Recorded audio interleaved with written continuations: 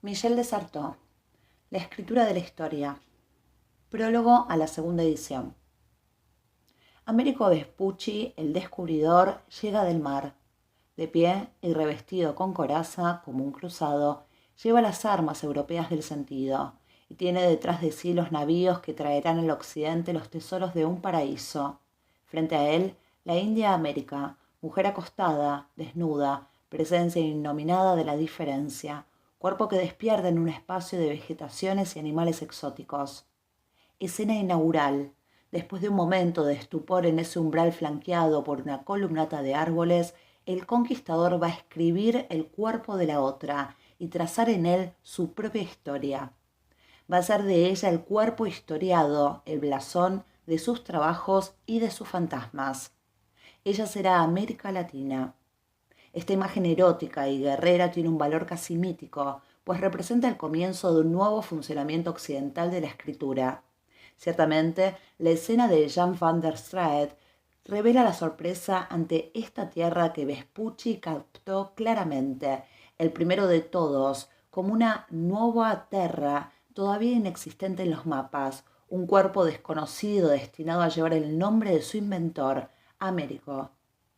Pero lo que se esboza de esta manera es una colonización del cuerpo por el discurso del poder, la escritura conquistadora que va a utilizar al nuevo mundo como una página en blanco, salvaje, donde escribirá el querer occidental. Esta escritura transforma el espacio del otro en un campo de expansión para un sistema de producción, partiendo de una ruptura entre un sujeto y el objeto de su operación, entre un querer escribir y un cuerpo escrito o por escribir, la escritura fabrica la historia occidental. La escritura de la historia es el estudio de la escritura como práctica histórica.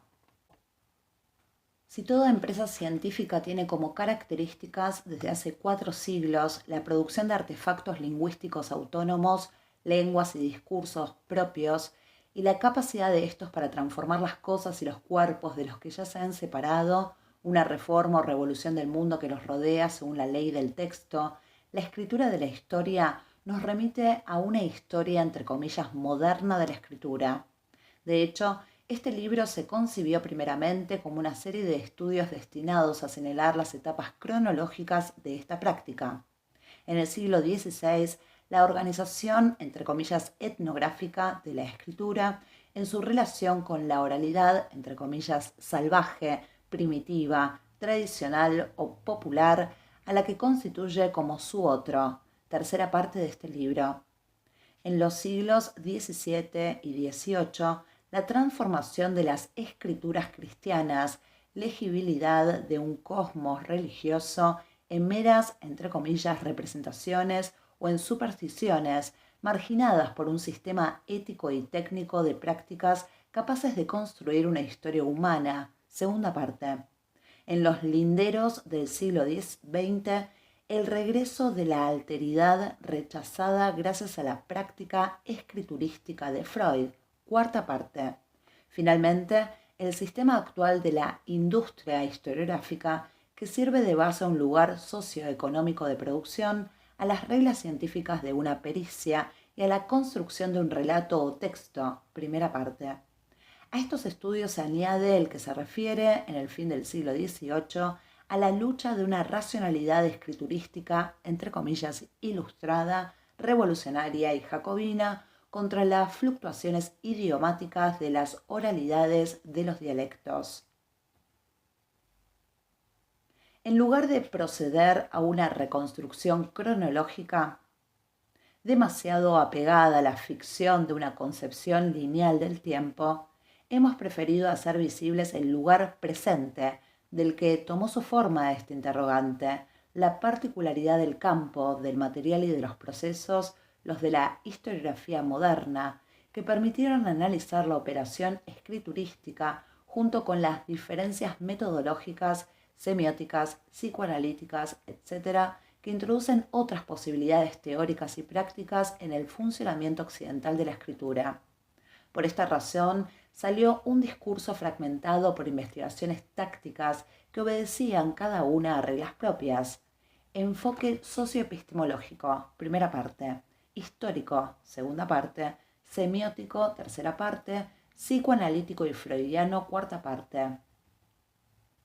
Rehusar la ficción de un metalenguaje que unifique el todo es dejar aparecer la relación entre procedimientos científicos limitados y lo que les falta de lo real que están tratando. Es evitar la ilusión necesariamente dogmatizante propia del discurso que pretende hacer creer que está adecuado a lo real, ilusión filosófica agazapada detrás de las condiciones previas al trabajo historiográfico y cuya ambición tenaz ha sido maravillosamente expresada por Schelling. El relato de los hechos reales es para nosotros doctrinal. Este tipo de relato engaña porque pretende hacer la ley en nombre de lo real. La historiografía, es decir, historia y escritura, lleva inscrita en su nombre propio la paradoja y casi el oxímoron de la relación de dos términos antinómicos, lo real y el discurso. Su trabajo es unirlos, y en las partes en que esa unión no puede ni pensarse, hacer como si los uniera. Este libro nació de la relación que el discurso mantiene con lo real del que trata. ¿Qué alianza existe entre la escritura y la historia? Ya era fundamental en la concepción judeo-cristiana de las escrituras.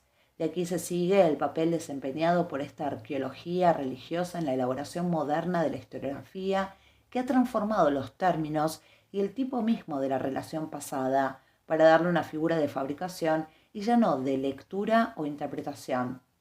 Desde este punto de vista, el nuevo examen de la operatividad historiográfica desemboca, por una parte, en un problema político. Los procedimientos propios de un hacer historia nos remiten a una manera de hacer la historia.